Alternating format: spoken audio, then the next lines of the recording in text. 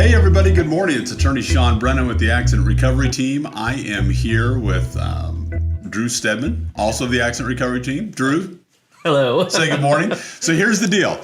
Drew's a hyper guy. Drew's a little sluggish this morning. Drew came in to do our podcast this morning, but he's been staying home with his newborn son, being a good dad. But dude's tired. Drew, I'm looking at you. You look tired. Yeah, I'm dying right now. Are you hanging in there? Yeah, I'm slowly but surely surviving. Yeah, I mean, and you've got experience, right? I mean, this is number 2. Yeah. So isn't it the first time around the block, right? Yeah, but this time seems worse. Probably because I'm older. You're older, right? Yeah, you're no spring chicken, Drew. Well, we're glad you're back, at least to get this podcast done for us. That's nice of you. And in case people were wondering, you have a happy and healthy baby boy at home, right? Yes. Great deal. Maybe not so much happy, though. Well, yeah, okay. He's healthy. Right. All right. So, one thing we wanted to talk about today, we want to spend a little bit of time talking about something that crops up all of the time. And that is what happens at the accident scene after the accident has happened. Because inevitably, in every case, there's some dispute about who said what conversation took place after the accident.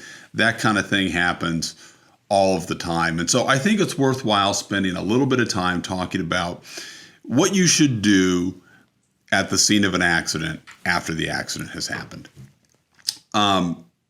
Drew, I think you would agree, first things first, call 911. I mean, how many accidents have you been involved in as an attorney where the cops don't show up?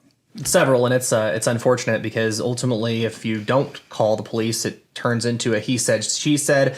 And Right. While you may have gotten in an accident with the nicest person in the world, they could leave the scene, and then we contact them later, and they have completely changed their story as to what they told you. Right. Yeah, I mean, it's a problem if the only 2 people who are talking about what happened are the 2 people who were involved in the accident. And, I hate saying it, but it's just true. I mean, somebody runs a red light. They say to you at the scene of the accident, man, I'm sorry I ran that red light. Nobody calls the police. 2 weeks later, that story of, hey, man, I'm sorry I ran the red light has turned into, I think I had the green light. I don't know what you're talking about. I never said that. That happens all the time. Right. And a lot of that is going to be alleviated if you take that first important step of calling 911 and getting the police to the scene. Right. And the reason for that is that people, I think, are more likely to be honest while they're standing there. I mean, is that your experience? Well, yes, and I believe too that it's more in their mind they're going to tell a police officer more obviously what happened, what they believe happened, than they would tell their insurance agent, where they think, oh, maybe I'll be getting in trouble or maybe my rates are going to go up. Right. With a police officer, though, I think people feel that they should be more apt to tell the truth. Also, it's fresher in their mind. So if at the time they think, oh man, I don't know if I had that green light, then to their insurance agent, who maybe is going to push them and say, well, you didn't, you don't know, so you could have had the green light, right? I think that it's better to have a police officer out there as a more of a neutral third party to kind of go between the two and get their statements. Right. The other thing I think is always helpful. At the scene of an accident, there's nothing, look, everybody and their dog has got a cell phone now. There's nothing wrong with getting out of the car and taking a couple of pictures that are both sort of far away from the accident to get the whole accident scene in the shot and to get some specific photographs of the vehicles involved. And I'm not saying that you've got to document the whole scene with 100 photographs, but you take 3, 4, 5 photographs of the accident scene down the road. That's going to be helpful, because once that scene is cleared, it's gone, right? I mean, it's not there anymore. There's going to be no way to prove who was where.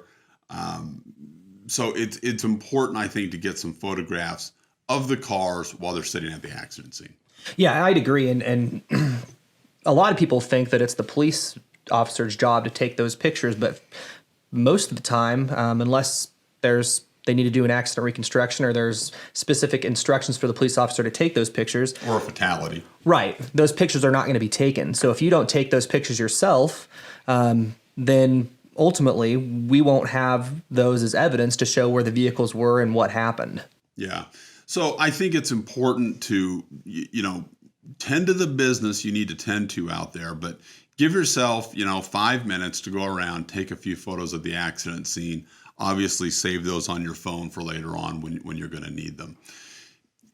The final thing I want to talk about is a hesitation, I guess it is, on the part of people to get checked out by EMS or to ride in an ambulance.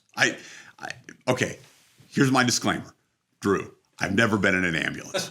So maybe it is a horrible experience and there's, people are justified in not wanting to go in, and I don't know.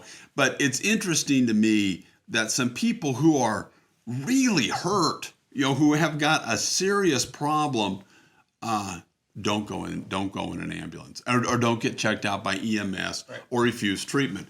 I can't tell you, and I know you've had the same experience, how many EMS records I've read where it says, we really think this guy should be transported.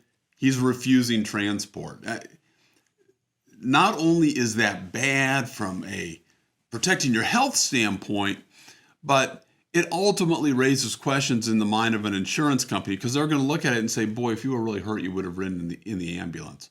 Because they don't understand that fear, that hesitation to go. Yeah, and I think also what they don't understand as well is, if you're involved in an accident and your adrenaline's going, the pain that you feel hours down the road may not be there at the time, and that could be possibly why that you don't want to take the ambulance trip. But I think the biggest thing that we're talked about whenever people don't want to take that ambulance trip is they're worried about that ambulance bill.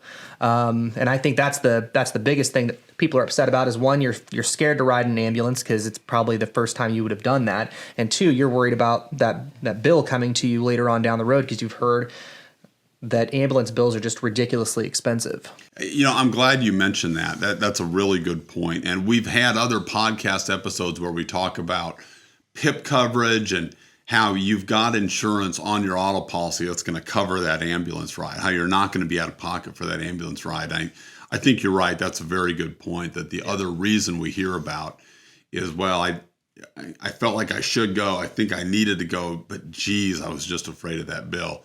Don't be afraid of the bill. I mean, if you think you need to go, because there's going to be benefits on your auto insurance policy that's going to cover that bill. And telling you this from experience, ambulance rides aren't that scary. I was just in one, unfortunately, a couple months ago.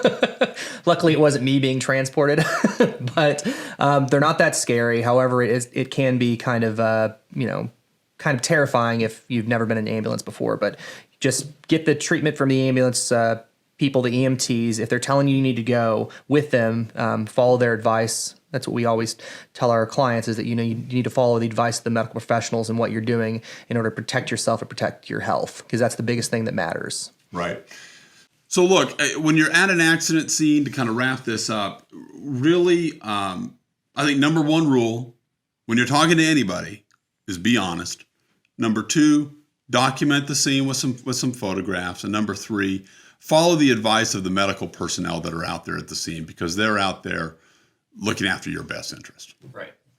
So look, we want to thank you for joining us today. This has been a good podcast. Drew, I'm really happy you're able to roll out of bed All right. and come join us this morning. That's good of you. We want to thank everybody for listening. Hey, if you have any questions about any kind of an accident, auto accident, workers' compensation, maybe you were a victim of medical malpractice, you were injured by a dangerous product, the attorneys at the Accident Recovery Team would be more than happy to talk to you about what your rights are and what your options are, and give you all the information you need in order to make a decision about what to do, about what's in your best interest. The Accident Recovery Team, give us a call if you have any questions. Thanks for listening, everybody. Have a great day. The lawyers of the Accident Recovery Team are licensed in Kansas and Kansas only. If you are unfortunate enough to live somewhere other than the great state of Kansas and have questions about an auto accident or an injury accident of any kind, you can still call the Accident Recovery Team and we can partner with an attorney in your state to help you get the representation you need. The Accident Recovery Team can be found at 267team.com or by calling 1-866-267-TEAM.